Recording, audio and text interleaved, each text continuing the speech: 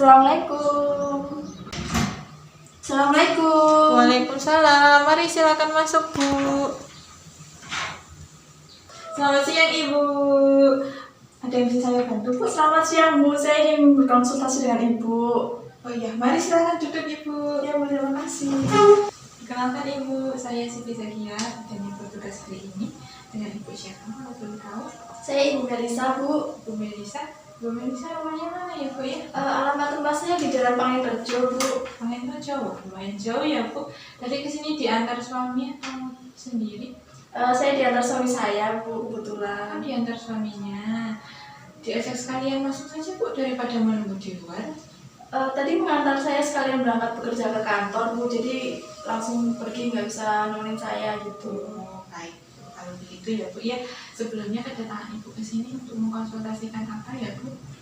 Jadi gini ya, Bu. Saya mau berkonsultasi tentang pemberian ASI perah dan juga cara penyimpanannya untuk anak saya gitu, Bu. Oh, berarti ingin konsultasi mengenai penyimpanan ASI ya, Bu ya. Anaknya umur berapa ya, Bu ya?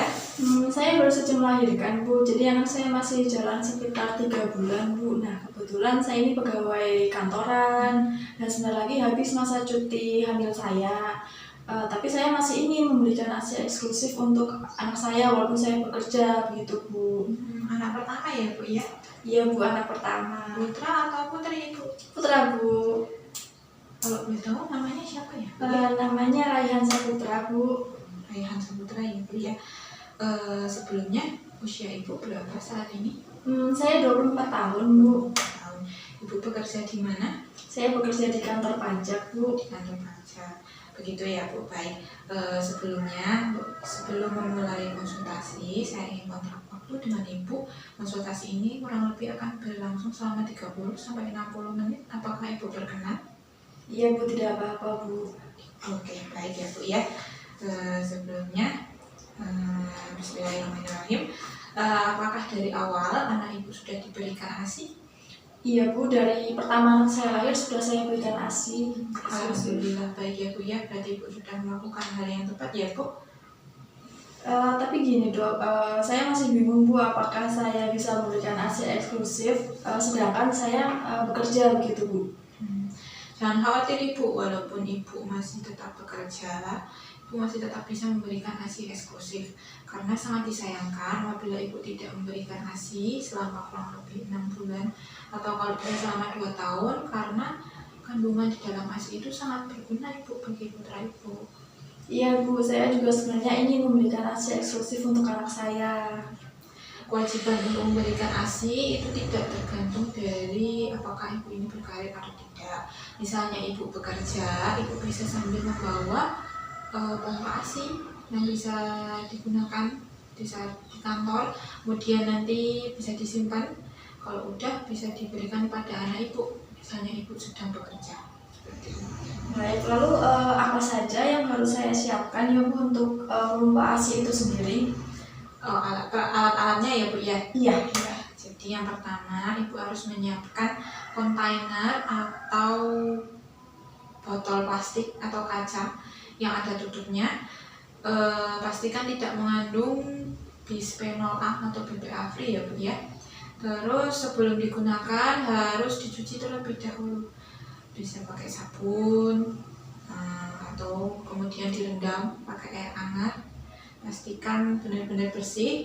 Kemudian untuk cara mengeringkannya tidak perlu dilap, Ibu cukup diangin-anginkan, karena kalau dilap ditakutkan ada kontaminasi dari lap yang kotor atau tiba-tiba Ibu nggak tahu kalau itu lapnya bersih atau enggak, kan lebih baik diangin-anginkan saja. Kemudian jangan lupa untuk selalu menuliskan tanggal pemarahan ASI pada kontainer maupun plastik penyimpanannya ya, Bu ya. Kemudian sebelum merahasi, pastikan payudara Ibu keadaan bersih. Kemudian pompa ASI-nya juga bersih, sudah dicuci, dan cuci tangan terlebih dahulu. Bisa pakai sabun atau hand sanitizer. Nah, kemudian isi masing-masing kontainer ASI Ibu setinggi yang biasa diberikan dalam sekali minum. Kalau bisa Ibu bisa diberi sisa ruang, jangan terlalu penuh isinya, soalnya Apabila diisi penuh, karena ASI yang sudah beku itu dia bisa memuai, takutnya jadi tumpah. Jadi lebih baik diberi sisa ruang, jadi saat dibukukan dia tidak luber atau tidak tumpah Ibu ya. Kemudian Ibu bisa melakukan pemerahan ASI selama 3 jam sekali, atau apabila Ibu sudah terasa payudaranya penuh, Ibu bisa langsung melakukan pompa ASI. Lalu bagaimana cara untuk menyimpan ASI perah yang sebelum diminum itu, Bu? Cara menyimpan ASINya ya Bu, ya kalau sudah diperah ya Bu. Baik, untuk penyimpanan ASI yang sudah diperah, apabila Ibu letakkan pada suhu ruangan atau di atas meja seperti itu, dia bisa bertahan selama kurang lebih 6-8 jam.